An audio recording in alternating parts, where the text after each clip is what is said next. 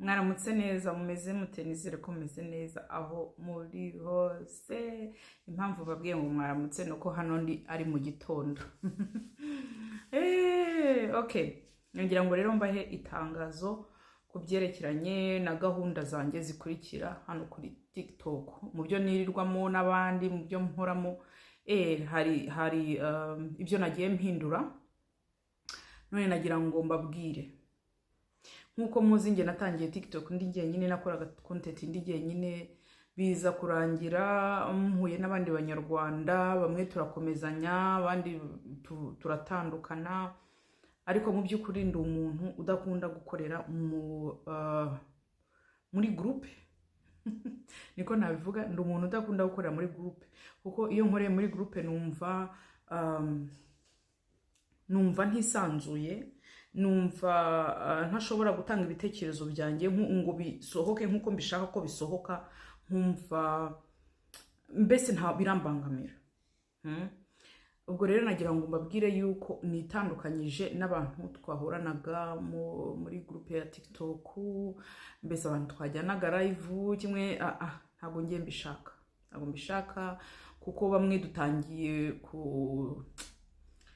kwibagirwa imirongo tutagomba kurenga, ugasanga abantu batangiye kwinjira mu buzima bw'umuntu bitari ngombwa. Utangiye kumbwira icyo gukora, ntangiye kukubwira icyo gukora, kandi twese turi abantu bakuru, buri wese afite icyo yumva ashaka kugeraho n'icyo ashaka mbese.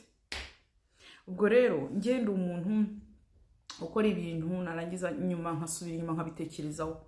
Mfite ikibazo cyo kuba overthinker, sinzi ukuntu babyita mu Kinyarwanda. Ndi umuntu utekereza cyane. Ndatekereza cyane, ngatekereza kuri buri kintu cyose. Nimba nganiriye n'umuntu akantu gatoya, ubwo ndagenda nkakirirwaho nkakararaho ngatekerezaho kugira ngo ka making sense mu bwonko bwanjye, mbese gasobanuke. Ubwo rero maze iminsi ntekereza ku bintu ndimo n'ibyo nkora n'abandi, ngasanga ntago biri uwo ndi we, ngasanga ndi kwibura mu bintu bitari ngombwa. Ubwo rero ngewe nzajya nkora live njyenyine. Nimba ari ukuzamura umuntu, nzajya nzamura umuntu umwe atanga igitekerezo cyiwe nongere mu manure. Bivuze yuko ntago nzongera gukorana live n'abantu.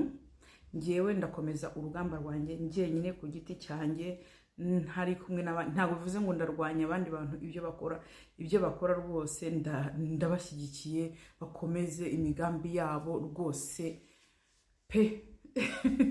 Babana birimo neza, ariko ngewe ku giti cyanjye nk'umuntu ntago nshaka kwibura. Ntago nkunda agasuzuguro.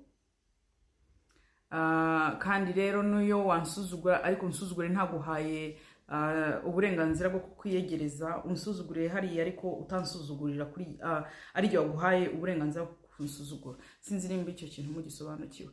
Ubwo rero nzakomeza mfungure live, ariko live nzajya njyaho njyenyine. Niyo nagira abantu 2-3 nzajya mvuga ibyo nshaka, mshyireho music, nteke nkore live ndi guteka, imirimo yanjye isanzwe ya buri munsi yo mu rugo. Mbese niba ngombwa kuvuga ku bintu byerekeranye na politike mbivugeho, ni ikintu cyose kinjemo nkivuge, ariko gisohoke hanze byitirirwa ko bigaragara neza, bifite gihamya ko ari yewe wabivuze, ari yewe ubifite uruhare ko bisohokamo. Apana ibintu byo kuba muri groupe ugasanga umuntu umwe akoze ikintu kandi yenda ngiye ntacyemera, ugasanga kimbariweho. It doesn't make sense. So kandi akenshi noneho no kujya muri groupe abantu twese ntago duhuje ibitekerezo kimwe, ko tudahuje na experience z'ubuzima. Mbese buri muntu wese afite aho abarizwa, mbese classe abarizwamo, uruhande abarirwamo. Ubwo rero akenshi ushobora kuba uri muri groupe imwe n'abantu bakageraho bakabura respect, bakumva yuko muri ntuze, sinzi ukuntu nabyita. Gusa ndagira ngo mbamenyeshe yuko ngewe nitandukanyije n'abantu bose kuri TikTok, bose mpereye ku murongo. Ngewe ndi hano nkanjye ku giti cyanjye rwose. Ni nzajya mbiba ngombwa ko ntembera ku yandi ma live, nzajya ngenda ariko ntago kuri live yanjye nta muntu nshakaho, keretse bibaye ngombwa ko turi kuganira ku bintu runaka nkazamura umuntu umwe akavuga ibitekerezo byiwe agakomeza akankamumanura nkakomeza ngayo nguko. Ubwo rero nibyo nashakaga kubagezaho kugira ngo nimubona ntazamura abantu mutatangira kubigiraho ikibazo. Ngiye kandi ndi umuntu uvugiraho